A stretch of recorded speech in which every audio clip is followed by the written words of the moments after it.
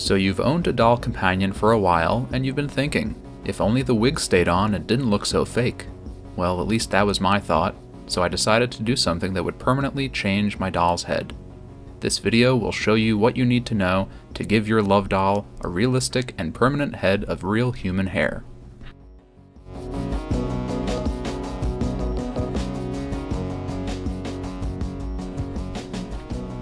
Some manufacturers are already putting doll head upgrades like implanted hair on the market, but I thought I could do better. They use artificial hair, and the implanted hair is embedded in the silicone with multiple hairs per punch, so that it ends up looking like a cheap Barbie doll hair up close. I knew I wanted something that looked as realistic and attractive as possible, so I started by investigating how special effects artists put human hair into masks and went down a bit of a rabbit hole with that. I then looked up celebrities and found some glamour pictures that helped guide how an attractive hairline should look. This isn't something I ever paid much attention to before, but a good-looking hairline is not as simple as a flat line of hair across the forehead, which is what the doll manufacturers were doing with implanted hair. I also learned that a lower hairline makes a woman look more feminine, and some women even get plastic surgery to create this effect. After I felt that I knew enough, it was time to start putting it all together. I had a good idea of the color shade and style that I wanted to end up with, so I started shopping for materials. There are a lot of kinds of blonde hair, so buying online was a gamble when it comes to getting a good color shade. I own a few wigs that are made out of artificial hair that I really liked on this head, and they were all blonde. Virgin Remy hair is the most realistic because it is real human hair from a single donor and is not chemically processed with dyes or bleaching. Using real hair instead of synthetic gave the realistic feel I was shooting for. You can tell human hair from synthetic by putting a few strands over a flame. Real hair will light on fire and smell terrible. Synthetic hair will melt into a hard ball and not catch fire when put over a flame. I bought 2 different lengths on eBay because I planned to root longer hair on top of the head and shorter on the bottom, so it would be about the same length all around. As mentioned in other videos, Permatex is a silicone doll's best accessory. It's great for sealing up cuts or gashes on the doll's skin, and the hole on top of the head is going to be closed up using Permatex. There is a metal insert on the top of the DS doll head for storing and hanging the doll vertically while the head is attached. If your doll has a similar feature, this should be removed, and the hole should be sealed over so you have a smooth surface to punch hair into, instead of a hole on top of the head.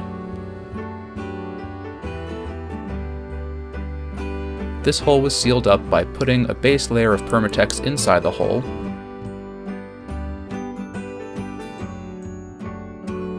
then using some packing foam and applying more Permatex, it was left to dry overnight.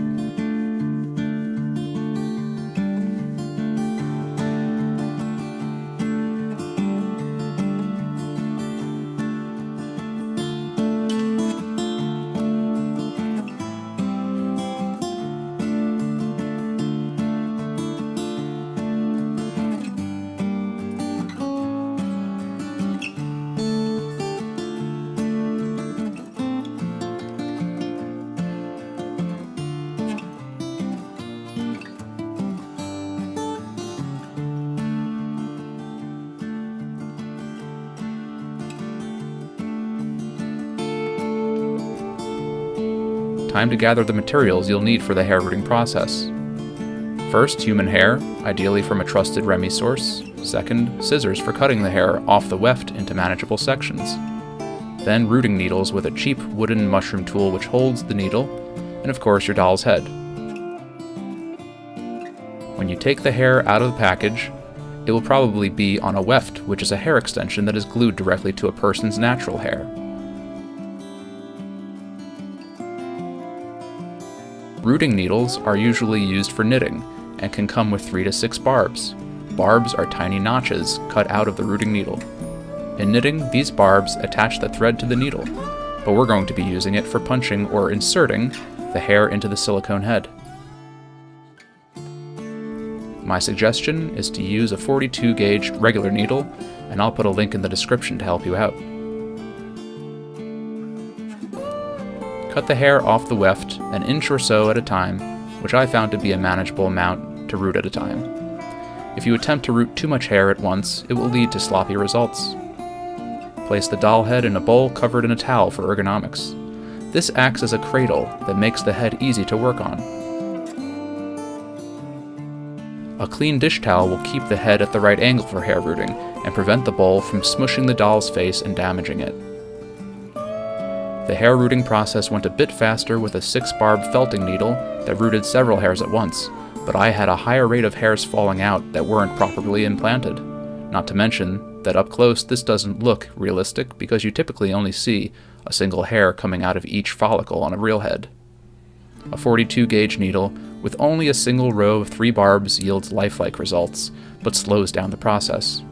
When you root with a barbed rooting needle, make sure that at least one of the barbs is pointing down so it will grab up the hair that is laying on the silicone. Spend time planning the outline of the hair and where the hairline and hair part will be. This will help you plan natural hair insertion angles so that the hair grows out of the head as it would on a human. Even though I was very careful, I must have broken off 5 needles in my doll's head. The head is solid and made of silicone, metal, and foam. There is no way of getting these metal shards out of her head without doing some serious brain surgery, and I figured it was better that these tiny pieces were just left in. I guess the thin needles weakened after being punched deep into the silicone many times, and eventually they snapped off.